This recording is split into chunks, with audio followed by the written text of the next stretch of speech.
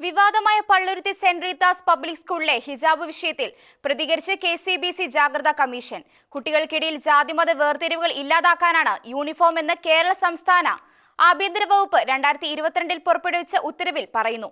ഈ ഉത്തരവ് നിലനിൽക്കെ വിദ്യാഭ്യാസ വകുപ്പ് എന്ത് കാരണത്താലാണ് ഇപ്പോൾ നേർവിപരീതമായ നിലപാട് സ്വീകരിക്കുന്നതെന്നും KCBC ജാഗ്രതാ കമ്മീഷൻ.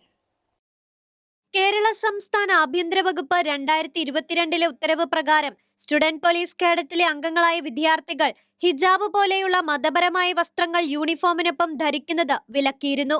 യൂണിഫോമിനൊപ്പം ശിരോവസ്ത്രം ധരിക്കുന്ന കാര്യത്തിൽ വിദ്യാഭ്യാസ വകുപ്പിന് ഇപ്പോൾ ഉദാര സമീപനമാണെങ്കിലും സ്റ്റുഡന്റ് പോലീസ് കേഡറ്റ് യൂണിഫോമിൽ അത് വേണ്ടെന്ന നിലപാട് കർശനമാണ്.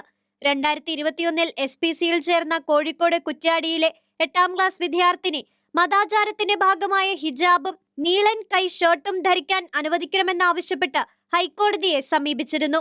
മതാചാരമനുസരിച്ചുള്ള വസ്ത്രം ധരിക്കാൻ ഭരണഘടന അനുവദിക്കുന്നുവെന്നതായിരുന്നു വിദ്യാർത്ഥിനി കോടതിയിൽ വാദിച്ചത്. വിഷയത്തിൽ തീരുമാനമെടുക്കാൻ നിർദ്ദേശിച്ചതിനെ തുടർന്നാണ് SPC യൂണിഫോമിൽ മതപരമായ വസ്ത്രങ്ങൾ അനുവദിക്കില്ലെന്ന ഉത്തരവ് സർക്കാർ പുറപ്പെടുവിച്ചത്. യൂണിഫോമിൽ മതപരമായ ചിഹ്നങ്ങൾ ഉൾപ്പെടുത്തുന്നത് കേരളത്തിന്റെ മതേതര നിലപാടിന് തിരിച്ചടിയാകുമെന്നും സർക്കാർ അന്ന് ഹൈക്കോടതിയിൽ വാദിച്ചിരുന്നു.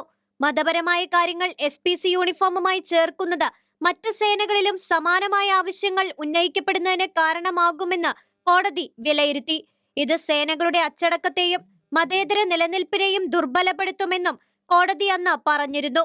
ആഭ്യന്തര വകുപ്പിന്റെ കീഴിലുള്ള സേനകളിലോ NCC, സ്കൗട്ട് ആൻഡ് ഗൈഡ്സ് പോലുള്ള വിദ്യാർത്ഥികൾക്കായുള്ള പദ്ധതികളിലോ മതപരമായ വസ്ത്രങ്ങൾ അനുവദിച്ചിട്ടില്ലെന്നും സംസ്ഥാന സർക്കാർ അന്ന് വ്യക്തമാക്കിയിരുന്നു. ഈയൊരു വസ്തുത നിലനിൽക്കെയാണ് വിപരീത വാക്കുകളുമായി വിദ്യാഭ്യാസ മന്ത്രി ഹിജാബ് വിവാദ വിഷയത്തിൽ എത്തിയിരിക്കുന്നത്. ഇതെന്ത് കാരണത്താലാണെന്ന ചോദ്യവുമായാണ് KCBC ജാഗ്രതാ കമ്മീഷൻ ഇപ്പോൾ രംഗത്തെത്തിയിരിക്കുന്നത്. ഷെക്കേന ന്യൂസ്, കൊച്ചി.